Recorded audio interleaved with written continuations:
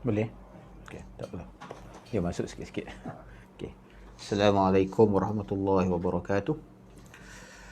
إلى حضرة النبي محمد صلى الله عليه وسلم وأزواجه وذرياته وأصحابه والتابعين لهم بإحسان إلى يوم الدين. الفاتحة. أعوذ بالله من الشيطان الرجيم. بسم الله الرحمن الرحيم. الحمد لله رب العالمين الرحمن الرحيم مالك يوم الدين. إياك نعبد وإياك نستعين. اهدنا الصراط المستقيم صراط الذين أنعمت عليهم غير المغضوب عليهم ولا الضالين. آمين. بسم الله والحمد لله والصلاة والسلام على سيدنا وحبيبنا وشفيعنا رسول الله محمد بن عبد الله وعلى آله وصحبه ومن والاه. اللهم افتح علينا حكمتك وانشر علينا من خزائن رحمتك يا أرحم الراحمين. اللهم علمنا ما ينفعنا وانفعنا بما علمتنا وزدنا علما. سبحانك لا علم لنا إلا ما علمتنا إنك أنت العليم الحكيم. ولا حول ولا قوة إلا بالله العلي العظيم. لا إله إلا الله محمد رسول الله في كل لمحة ونفس عدد ما وسعه علم الله. Alhamdulillah thumma alhamdulillah. Syukur kepada Allah Subhanahu wa taala atas limpah kurnia dan nikmatnya. Pada petang yang penuh barakah ini kita diberi peluang dan kesempatan oleh Allah Subhanahu wa taala untuk bertemu, untuk kita menyambung perbincangan kita daripada kitab Aqidah Ahlussunnati wal Jamaah, penjelasan sifat 50, karangan Syekhuna Kiai Muhammad Idrus Ramli hafizahullah. Dan pada petang ini kita akan membincangkan bahagian ketiga, iaitu kenabian ataupun nubuwat.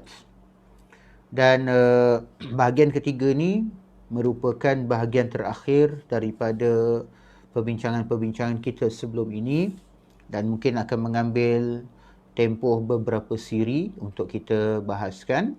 Dan kita sedia maklum bahawa kenabian merupakan salah satu daripada rukun penting daripada keimanan dan merupakan bahagian kedua daripada dua kalimah syahadah kita yang kita ucapkan, iaitu asyhadu anna Muhammadar Rasulullah, bahawa aku bersaksi sesungguhnya Nabi Muhammad itu adalah pesuruh Allah. Jadi bahagian kedua daripada syahadatain kita itu mewakili aspek kenabian dan juga aspek sam'iyat ataupun ghaibiyat. Baik, apakah definisi Nabi dan Rasul? Baik, dalam pandangan syarak, Nabi adalah seorang laki-laki yang mendapat wahyu dari Allah Subhanahu wa taala dengan hukum syarak, baik diperintahkan untuk menyampaikannya kepada manusia atau tidak. Jadi di sini jelas disebutkan bahawa Nabi menurut perspektif syarak, pertama dia lelaki. Jadi dengan takrif lelaki di sini terkeluarlah orang perempuan. Maknanya tidak ada kaum perempuan yang menjadi Nabi menurut pandangan yang dipegang oleh kita dalam Ahlussunnati wal Jamaah. Walaupun ada juga segelintir ulama yang mengharuskan Nabi dari kalangan lelaki, dari kalangan perempuan, tetapi pandangan tersebut adalah pandangan yang syaz atau pandangan yang tidak menepati pegangan umum di kalangan ulama kaum muslimin, ya. Baik, jadi Nabi adalah seorang lelaki, dia mendapat wahyu daripada Allah Subhanahu wa taala dengan satu-satu hukum syarak. Kemudian sama ada mereka itu diperintahkan untuk menyampaikan wahyu tersebut kepada manusia ataupun tidak. Baik, tapi apabila ia diperintahkan menyampaikan wahyu tersebut kepada manusia, berarti ia juga seorang rasul. Jadi beza seorang nabi dengan rasul ini ialah rasul diperintahkan oleh Allah Subhanahu wa taala supaya menyampaikan risalah itu kepada umat manusia. Kerana itu setiap rasul pasti juga nabi, sedangkan nabi belum tentu rasul. Jadi seorang nabi ketika menerima wahyu dari Allah maka dikatakan sebagai nabi. Ketika ia diperintahkan menyampaikannya kepada manusia maka disebut sebagai rasul. Baik, di sini Ada pertanyaan, apa tugas seorang Nabi yang bukan Rasul? Baik, jadi kalau Rasul tu tugasnya menyampaikan wahyu daripada Allah SWT kepada umat manusia, maka bagaimana pula dengan Nabi? Sudah dapat wahyu, tetapi mereka tidak ditugaskan menyampaikannya. Maka jawapannya adalah menegaskan. Jadi tugas Nabi ni apa dia? Fungsi dia menegaskan dan menjalankan syariat Nabi dan Rasul sebelumnya. Baik, pada masa sebelum Rasulullah SAW, dan kita tahu bahawa Rasulullah SAW adalah Nabi dan Rasul yang terakhir, maka sebelum Rasulullah SAW, banyak sekali para Nabi yang bukan Rasul. Tetapi kita tidak mengetahui nama-nama mereka dengan pasti kerana nama-nama tersebut tidak terdapat dalam Al-Quran dan hadis-hadis yang sahih. Hanya sahaja mereka yang disebutkan dalam Al-Quran ada 25 orang Nabi dan Rasul. Jadi dalam setengah riwayat dinyatakan bahawa Allah Subhanahu Wa Taala mengutuskan seramai 124 orang Nabi, 124,000 orang Nabi, dan dari 124,000 orang itu 313 daripadanya adalah Rasul. Baik, tujuan diutuskannya para Rasul.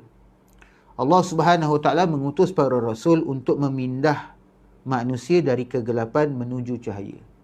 Makna kegelapan ni sebagai simbolik bagi kekufuran. Menuju cahaya, maknanya menuju kepada Islam, kepada iman. Mengeluarkan mereka daripada kesesatan menuju petunjuk, dari kekufuran dan kesyirikan menuju cahaya Islam yang terang benderang. Dakwah yang dijalankan oleh para Rasul adalah untuk menyelamatkan manusia dari cengkaman kesyirikan dan paganisme. Paganisme ni penyembahan berhala, animisme, apa-apa sahaja budaya jahiliah dan syirik, menyucikan masyarakat dari noda kehancuran, kerosakan, anarkisme ataupun kekacauan dan kegoncangan.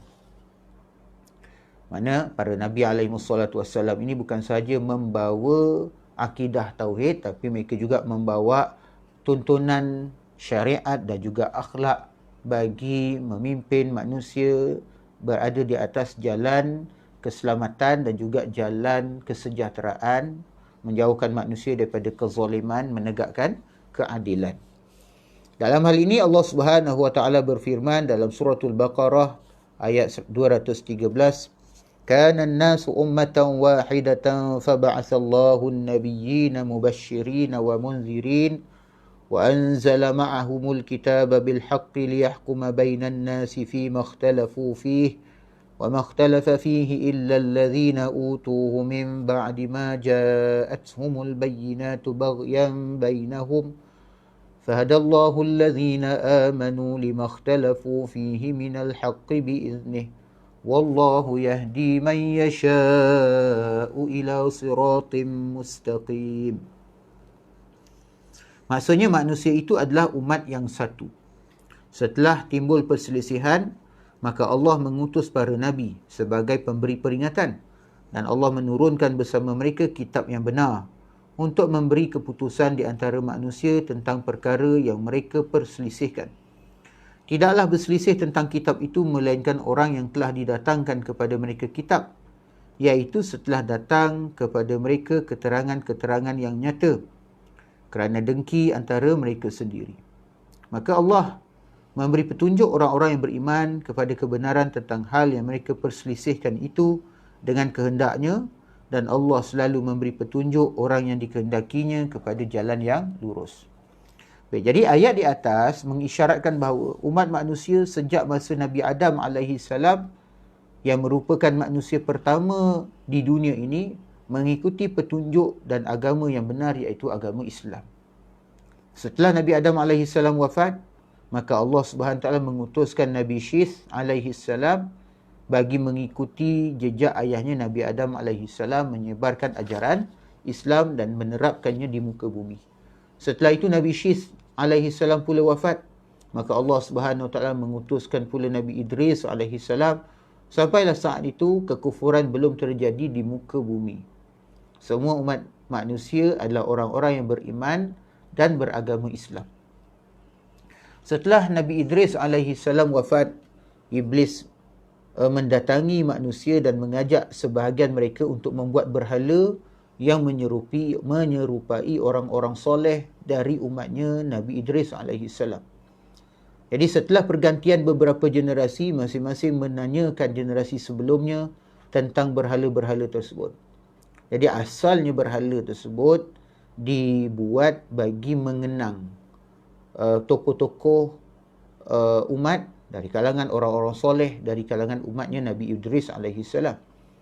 Tapi lama-kelamaan generasi yang datang selanjutnya tertanya-tanya tentang berhala-berhala tersebut.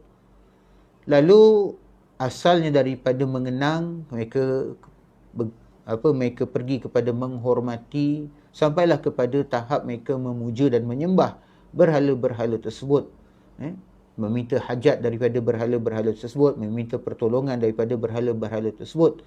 Sehingga mereka menganggap berhala-berhala tersebut sebagai perantara, sebagai Tuhan dan sebagai perantara antara mereka dengan Allah Subhanahu Wa Taala. Jadi kemudian datanglah generasi yang menyembah berhala tersebut.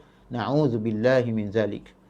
Lalu Allah mengutus para nabi untuk membawa khabar gembira kepada orang-orang yang beriman, yang beragama Islam, menyucikan Allah Subhanahu Wa Taala dari menyerupai makhluk dan bertauhid bahawa mereka akan masuk syurga, dan membawa peringatan kepada orang-orang kafir menentang dan menjauhi jalan petunjuk bahawa mereka akan masuk neraka.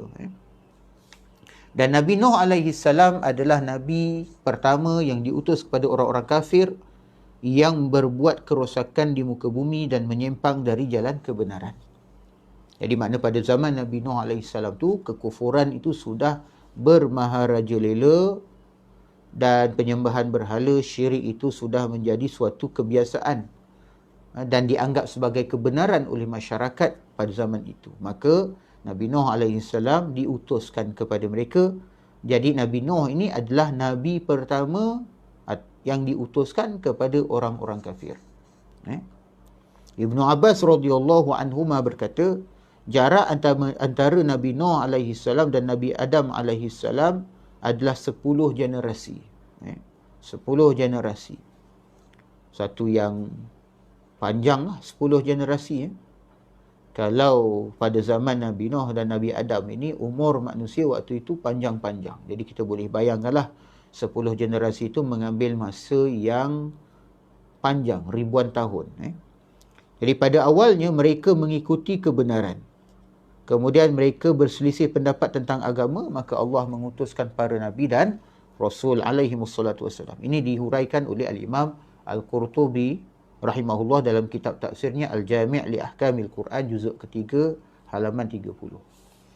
Baik, sifat wajib para rasul. Sebagaimana Allah Subhanahu Wa Taala ada sifat-sifat yang wajib baginya, sifat yang harus baginya, yang mustahil ke atasnya, maka begitu juga dengan para rasul yang wajib kita imani, maka mereka juga ada sifat-sifat wajib bagi mereka, sifat yang harus, sifat yang mustahil ke atas mereka dan sifat yang harus juga bagi mereka. Baik.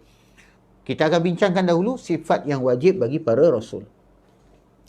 Para nabi dan rasul adalah manusia pilihan. Oleh kerana itu mereka memiliki sifat-sifat wajib yang tidak dimiliki oleh manusia biasa. Dalam kitab-kitab tauhid, sifat wajib para rasul yang disebutkan ada 4 macam. Iaitu yang pertama sifat siddiq, kedua ialah amanah, ketiga tabligh dan yang keempat fatanah. Siddiq maksudnya sangat benar, amanah makna terpercaya, orang yang dipercayai, kemudian tabligh menyampaikan risalah Allah, fatanah artinya cerdas atau bijaksana. Baik. Yang pertama siddiq. Sifat siddiq. Para rasul wajib bersifat siddiq. Artinya apa yang mereka sampaikan sesuai dengan kenyataan. Jadi siddiq tu maksudnya benar. Apa maksud benar? Apa yang disampaikan oleh para rasul ini sesuai dengan realiti, sesuai dengan kenyataan.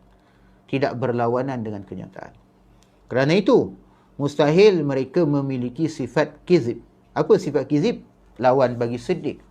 Kizib iaitu berdusta dalam apa yang mereka sampaikan. Dusta ni kita tahu apa dusta? Dusta iaitu kenyataan yang berlawanan dari pernyataan yang berlawanan daripada kenyataan yang sebenar. Apabila kita berkata dengan sesuatu, perkataan kita tu berlawanan dengan kenyataan atau realiti yang sebenar, maka itu termasuk daripada dusta. Dan dusta adalah perbuatan dosa, sedangkan para rasul adalah seorang yang maksum. Maksum ni terjaga daripada perbuatan dosa, kecil maupun besar. Sudah pasti mereka terjaga daripada dusta. Maknanya secara logiknya begitu. Bila para nabi ini seorang yang maksum, terjaga daripada perbuatan dosa, sedangkan dusta itu adalah juga perbuatan dosa, maka dengan sendirinya kita maklum bahawa para nabi terpelihara daripada perbuatan dusta. Oleh kerana itu sebenarnya kewajipan sifat siddiq masuk dalam kemaksuman para rasul. Maksudnya dengan sendirinya bila kita kata para nabi itu adalah maksum, maka dengan sendirinya sifat siddiq itu kita tegaskan. Wajib para nabi itu bersifat siddiq, kerana para nabi itu juga adalah wajib bersifat maksum, terpelihara daripada dosa. Hanya saja para ulama memberikan penjelasan khusus tentang sifat tersebut kerana dianggap sangat penting. Baik, kerana demikian, umat Islam wajib meyakini kebenaran dan kejujuran para rasul dalam semua hal yang mereka sampaikan dari Allah Subhanahu wa taala. Sedangkan dalil akli ataupun dalil rasional bahawa para rasul itu orang-orang yang benar dan jujur adalah adanya sekian banyak mukjizat yang diberikan oleh Allah kepada mereka. Mukjizat adalah kejadian supranatural di tangan para rasul. Supranatural maknanya perkara yang berlawanan dengan kebiasaan. Mukjizat ni ialah amrun khariqun lil 'adah zahara ala yadi mudda'in nubuwah. Maknanya perkara yang mencari adat. Apa maksud mencari adat? Iaitu satu kejadian yang berlawanan dengan kebiasaan. Berlawanan dengan kebiasaan. Contohnya kebiasaan api membakar. Tiba-tiba Nabi Ibrahim AS tidak terbakar di api. Maka tu berlawanan dengan kebiasaan. Jadi maksud adat kat situ, adat tu bahasa Arab. Dalam bahasa Melayu, kalau diterjemahkan maksudnya kebiasaan. Jadi mencari adat artinya melanggar kebiasaan. Jadi mukjizat adalah perkara yang mencari adat atau yang melanggar kebiasaan atau supranatural yang berlaku ke atas seorang yang mendakwa sebagai nabi. Mendakwa sebagai nabi dan rasul. Iaitulah maknanya ia berlaku di tangan para nabi dan rasul. Apa tujuan mukjizat tadi? Iaitu untuk menguatkan hujah kenabiannya. Baik, mukjizat adalah kejadian supranatural ataupun perkara yang luar biasa di tangan para rasul ketika mereka menyampaikan pengakuannya sebagai rasul dan tidak bisa dilawan dengan kekuatan yang sama. Tak ada yang dapat melawan mukjizat. Sebab tu ketika Nabi Musa AS dicabar oleh Fir'aun supaya berlawan dengan ahli-ahli sihir, maka Nabi Musa, sebab kita boleh baca dalam Al-Quran, mencampakkan tongkatnya ke tengah tempat sayembara tu atau tempat pertandingan tersebut. Lalu mula-mula ahli sihir melemparkan tali-tali atau tongkat-tongkat mereka lalu berubah menjadi ular. Maka kemudian Nabi Musa AS melempar pula tongkat baginda lalu berubah menjadi ular. Lalu ular Nabi Musa itu memakan ular-ular yang ular-ular sihir, ahli-ahli sihir tersebut. Dan ahli-ahli sihir tersebut adalah pakar-pakar sihir. Mereka tahu bahawa apa yang dilakukan oleh Nabi Musa itu bukanlah sihir. Kerana mereka tahu sihir ni macam mana.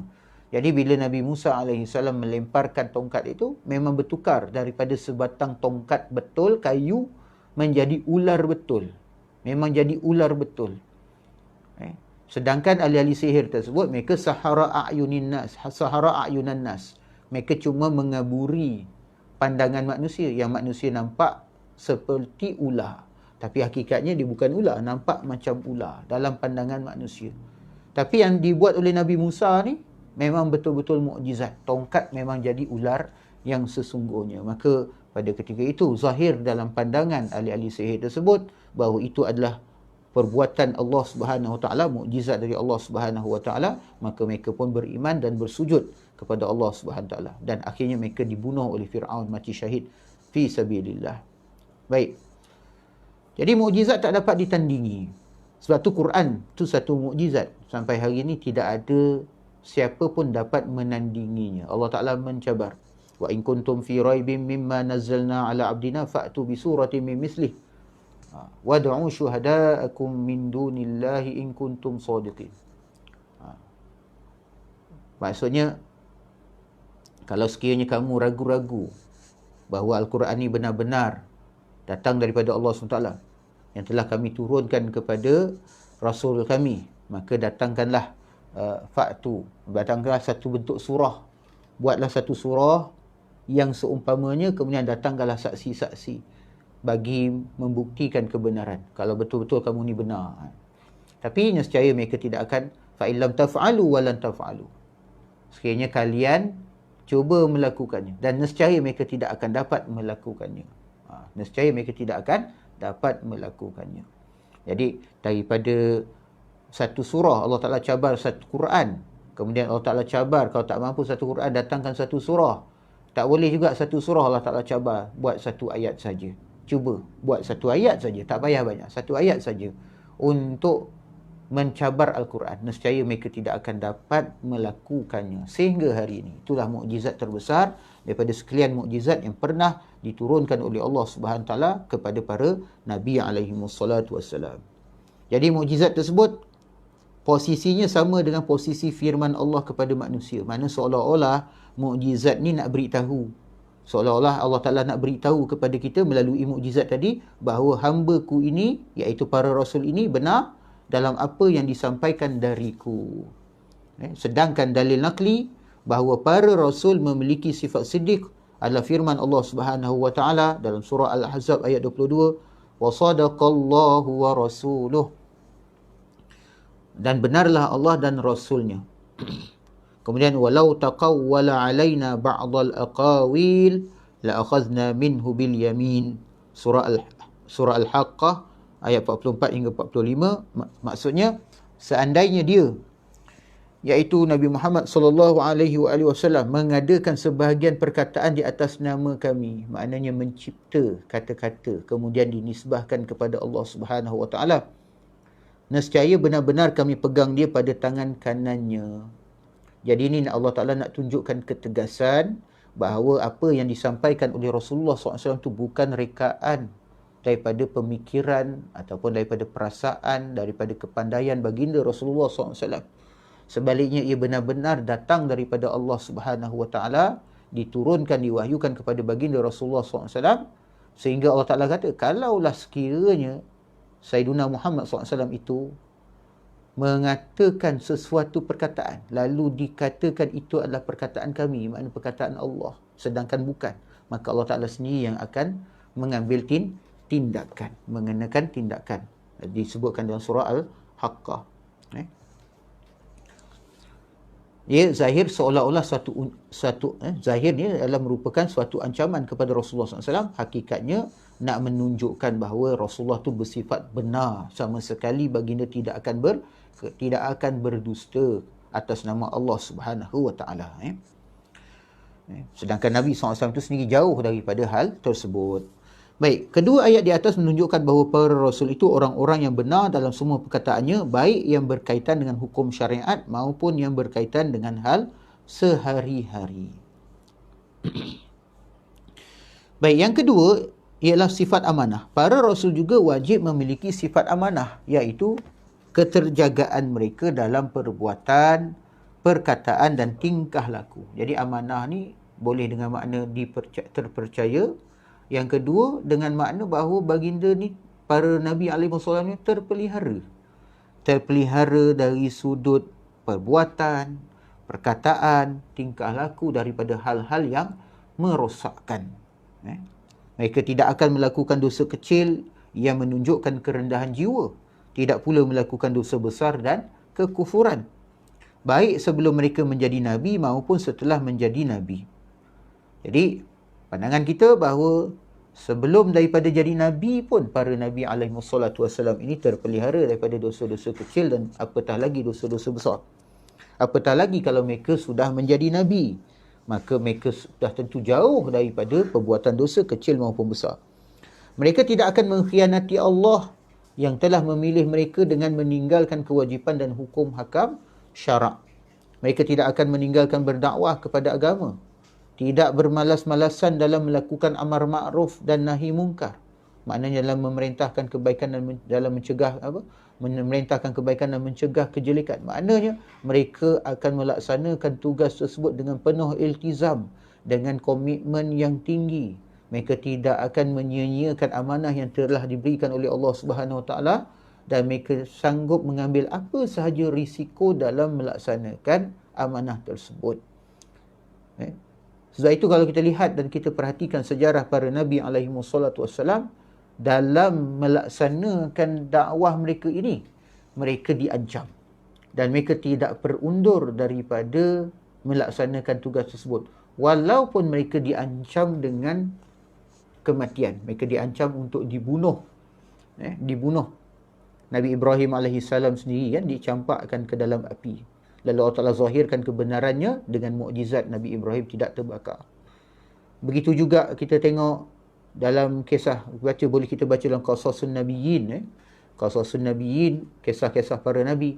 Ada antara Nabi yang dibunuh. Contohnya seperti Nabi Zakaria alaihi salam digergaji. Kemudian Nabi Yahya alaihi salam ditangkap, dipenjara, kemudian akhirnya kepalanya dipenggal oleh raja di zamannya, Raja Herod di zamannya, kerana menegakkan agama Allah Subhanahu Wa Taala. Begitu juga Nabi Isa alaihi salam hendak dibunuh oleh kaumnya, tetapi diselamatkan oleh Allah Subhanahu Wa Taala, lalu diangkat ke langit, lalu nanti di akhir zaman dia akan diturunkan ke dunia bagi melawan Dajjal dan juga menegakkan syariat Nabi Muhammad SAW bersama-sama dengan Al-Imam Mahdi. Dan ini nanti kita akan bincangkan tentang Nabi Isa turun di akhir zaman. Dan banyak lagi kisah-kisah. Dan dalam Al-Quran Allah SWT sendiri menyebutkan bagaimana orang-orang kafir dari kalangan bangsa Yahudi itu telah membunuh ramai daripada kalangan para Nabi. Sehingga Allah Ta'ala sebut mereka وَيَقْتُلُونَ النَّبِيِّينَ. Mereka ini membunuh para Nabi alaihimussalatu wassalam. Jadi orang Yahudi ni, orang kafir di kalangan orang-orang Yahudi ni, kalau sekadar mereka bunuh orang Islam di Palestin tu, bagi mereka tu benda yang kecil sangat yang mereka buat. Kerana mereka buat jenayah yang lebih dahsyat, yang lebih buruk lagi daripada itu, iaitu membunuh para Nabi alaihimussalatu wassalam. Bagi mereka darah manusia itu terlalu murah. Kalau darah para Nabi itu pun murah dalam pandangan mereka, sehingga mereka boleh tumpahkan, ini kan pula darah manusia biasa. Langsung tidak ada penghormatan dalam pandangan mata mereka. Inilah kalau kita lihat. Jadi para Nabi SAW, apapun risiko mereka dalam menegakkan agama Allah Subhanahu Wa Taala, mereka pantang berundur. Mereka pantang berundur. Ini salah satu daripada ciri amanah yang ada pada diri mereka. Mereka tidak akan mengkhianati manusia dalam perkataan, perbuatan dan tingkah laku. Apabila ada yang meminta nasihat kepada mereka, mereka tidak akan berdusta dengan menyampaikan sesuatu yang menyalahi kebenaran. Mereka berkata benar walaupun pahit. Apabila ada yang menitipkan sesuatu, mereka tidak akan mengabaikannya.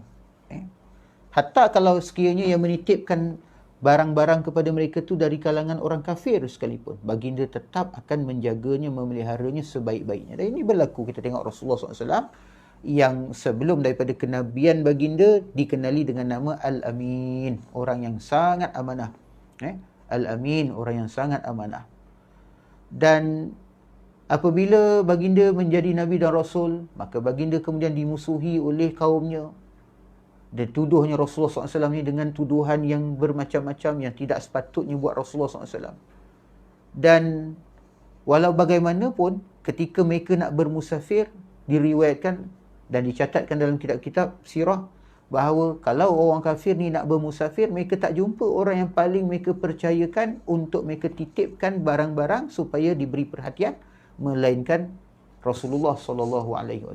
Sungguh pun mereka kata Rasulullah SAW ni macam-macam, tuduh yang bukan-bukan kepada Rasulullah, tapi mereka tahu dalam hati mereka, mereka tak boleh nafikan perasaan mereka bahawa sesungguhnya kenyataannya Nabi Muhammad ini adalah orang yang benar dan tidak berdusta. Sebab tu ketika awal dakwah Rasulullah SAW dahulu, ketika dakwah bil jahar, pertama kali dakwah secara terang, Rasulullah SAW berada di Bukit Safa, lalu memanggil kaumnya di Bukit Safa. Rumah Rasulullah SAW ni berdekatan dengan Jabal Qubais, dekat dengan Marwah.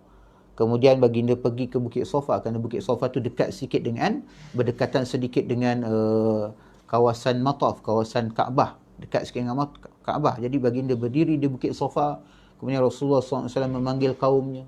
Lalu Rasulullah SAW tanyakan kepada kaumnya, wahai kaumku, kalau sekiranya aku beritahu bahawa di sebalik bukit ini ada satu pasukan yang siap sedia untuk menyerang kamu, mahukah kamu percaya?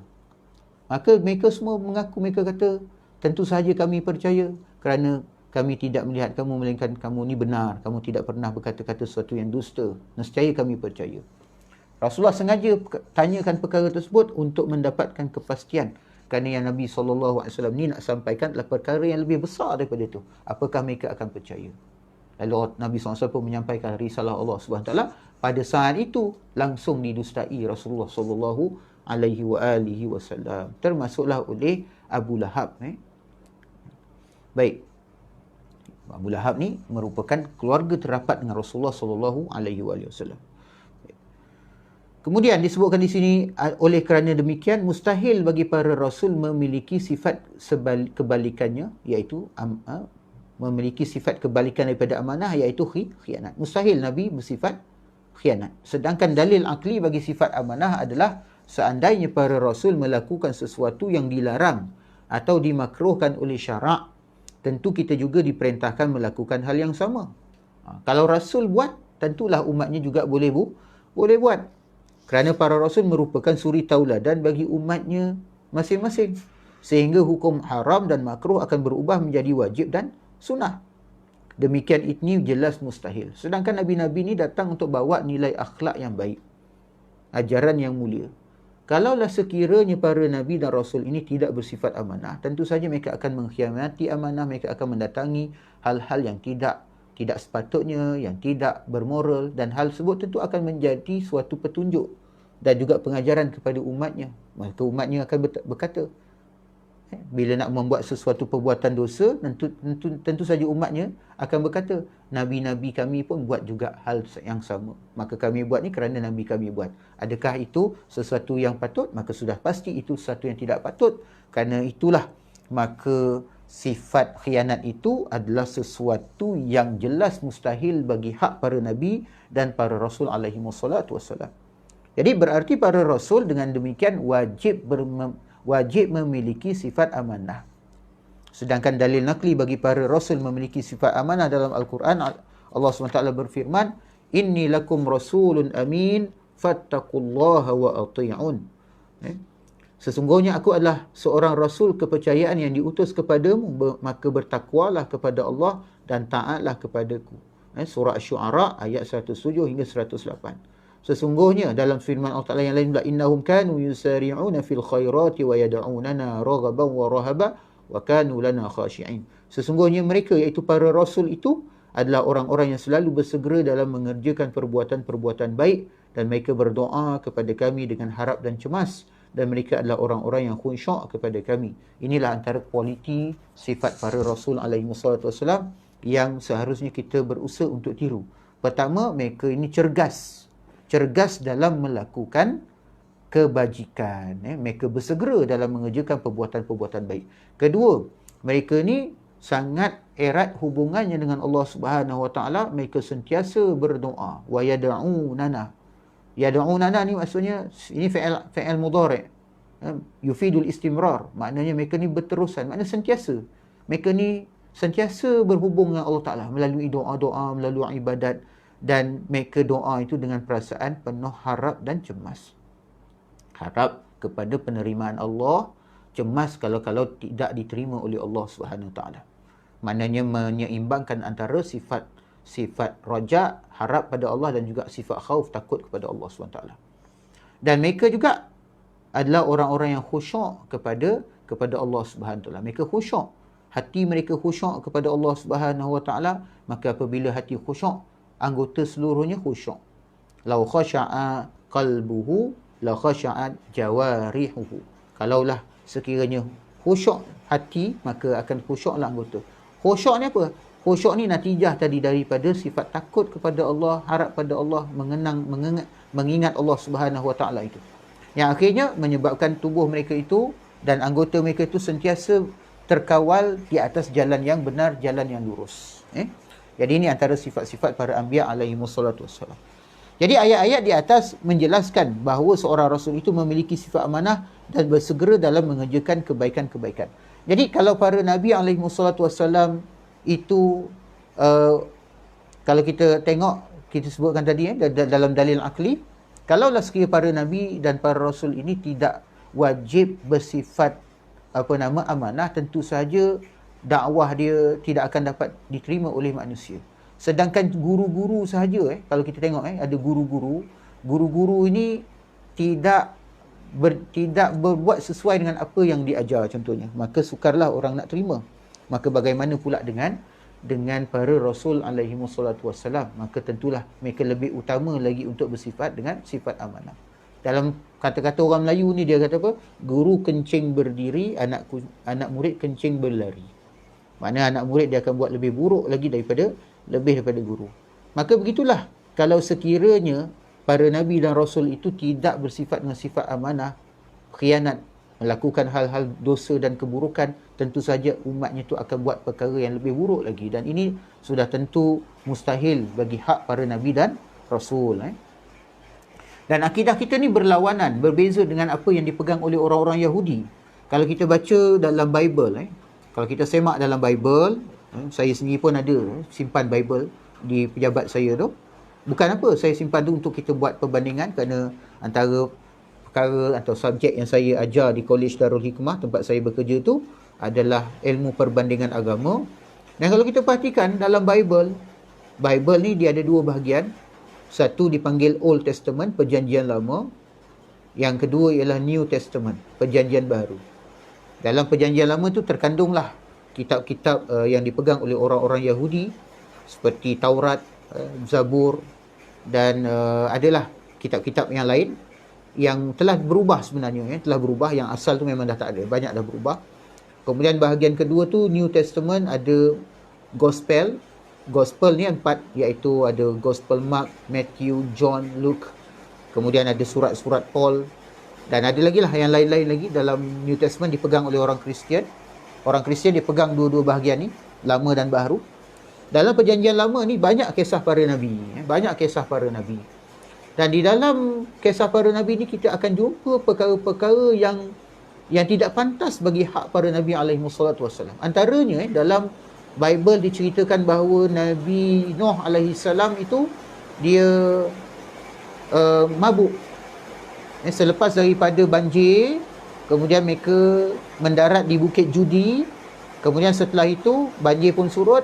Nabi Nuh minum arak. Dalam Bible itu Nabi Nuh minum arak. Lalu kemudian Nabi Nuh mabuk. Apa yang berlaku ketika mabuk?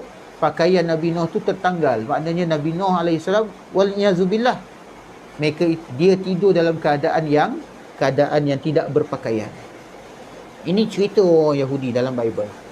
Begitu juga diceritakan dalam Bible bagaimana Nabi Lut, apabila kaumnya tu dihancurkan, Nabi Lut selamat bersama dengan 2 anak perempuannya.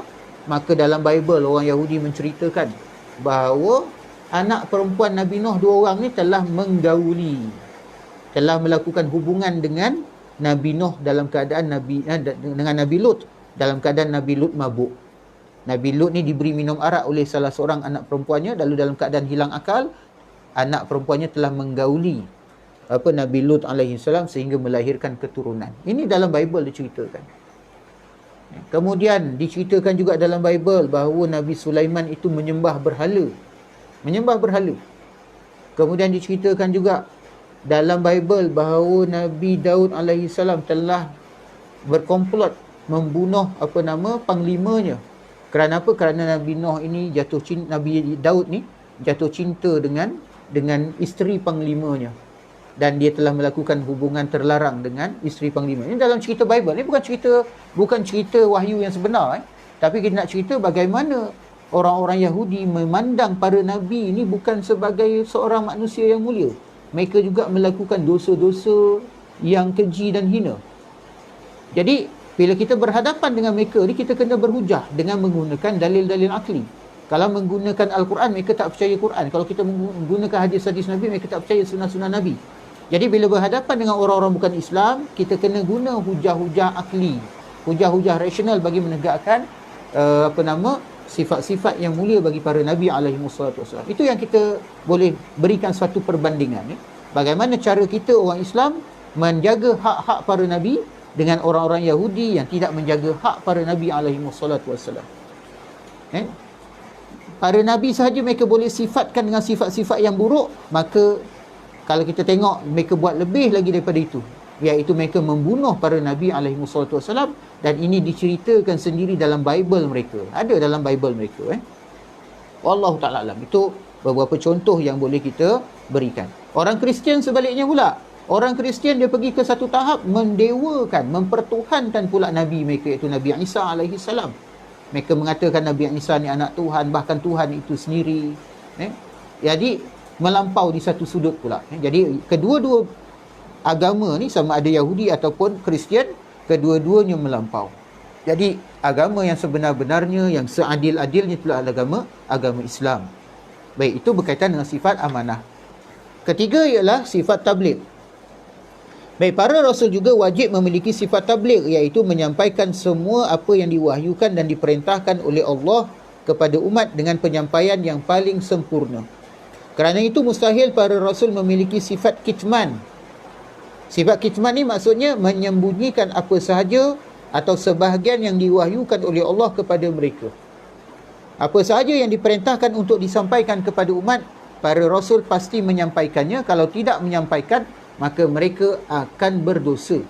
Dan perbuatan dosa merupakan sesuatu yang mustahil bagi mereka. Allah Subhanahu wa taala berfirman dalam Al-Quran, dalam surah Al-Maidah ayat 67, Ya ayyuhar rasul balligh ma unzila ilaika min rabbik wa in lam taf'al fama ballaghta risalatah wallahu ya'simuka minan nas innallaha la yahdil qaumal kafirin. Hai Rasul, sampaikanlah apa yang diturunkan kepadamu dari Tuhanmu, dan jika tidak kamu kerjakan, maknanya mengerjakan apa yang diperintahkan itu berarti kamu tidak menyampaikan amanatnya, Allah memelihara kamu dari gangguan manusia. Maknanya jangan bimbang, jangan takut, sampaikan, Allah jaga kamu dari gangguan manusia. Sesungguhnya Allah tidak memberi petunjuk kepada orang-orang yang kafir. Itu sifat tabligh. Maknanya tabligh ni menyampaikan risalah Allah Subhanahu taala. Dan sifat yang terakhir di sini ialah sifat fatanah. Para rasul juga wajib memiliki sifat fatanah, iaitu cerdas dan kekuatan hujah, sehingga mampu membuktikan argumentasi atau hujah bagi kebenaran apa yang mereka sampaikan.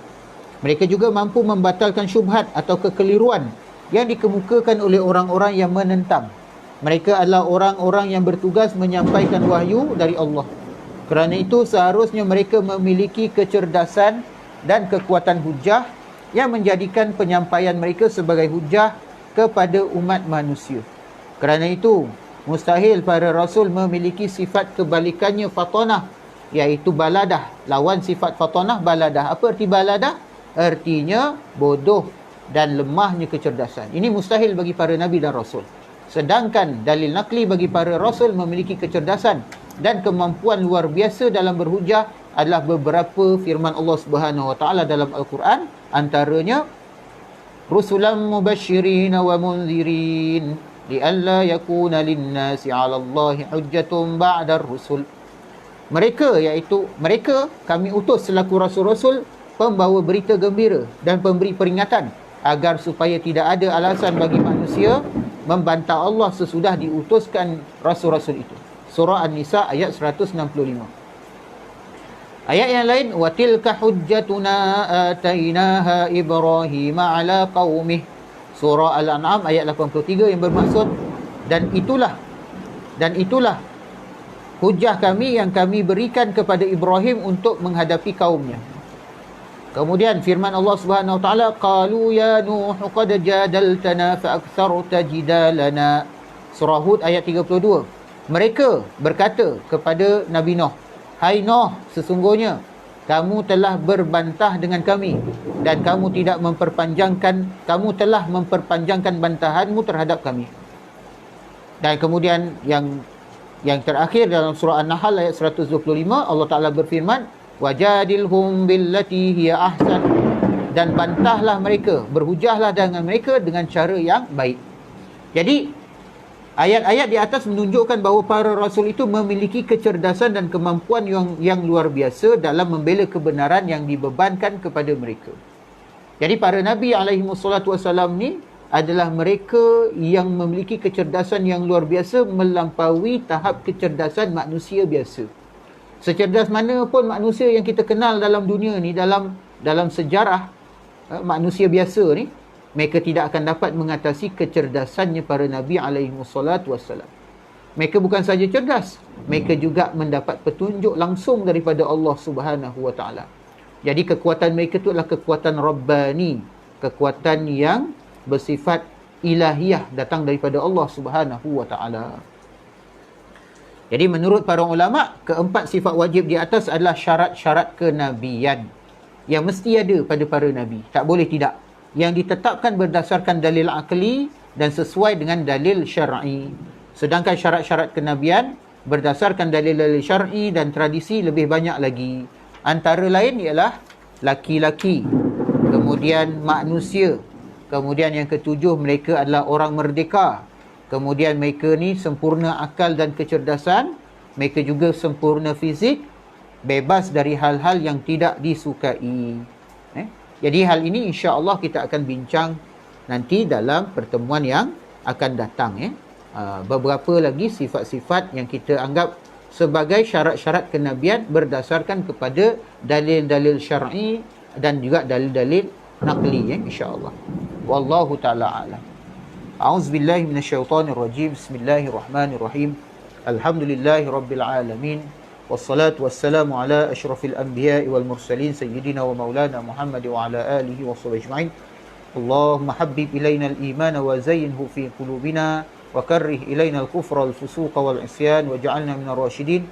Allahumma ati nufusana taqwaha wa zakkiha anta khairu man zakkaha anta waliyuha wa maulaha. Subhanakallahumma wa bihamdika asyhadu an la ilaha illa anta astaghfiruka wa atubu ilaik. Wal 'asri innal insana lafi khusr illa alladhina amanu wa 'amilus shalihat wa tawassaw bil haqqi wa tawassaw bis sabr. Sallallahu ala sayyidina Muhammad wa ala alihi wa sahbihi wa baraka wasallam. Alhamdulillah. Wabillahi taufik. Ada soalan dia sebelum saya habiskan?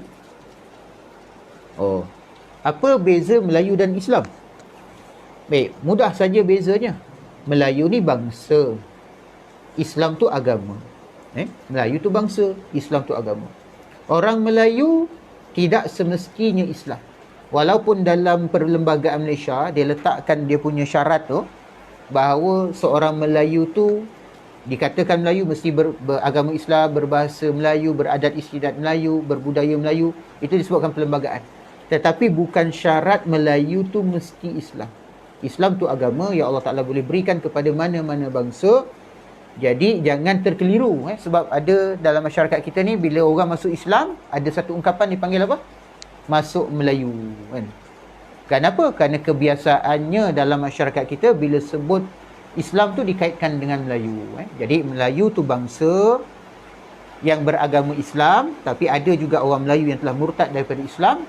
Dan Islam itulah agama yang Allah Ta'ala berikan kepada semua manusia tanpa mengira bangsa. Wallahu ta'ala a'lam. Wabillahi taufiq wal hidayah. Wassalamualaikum warahmatullahi wabarakatuh.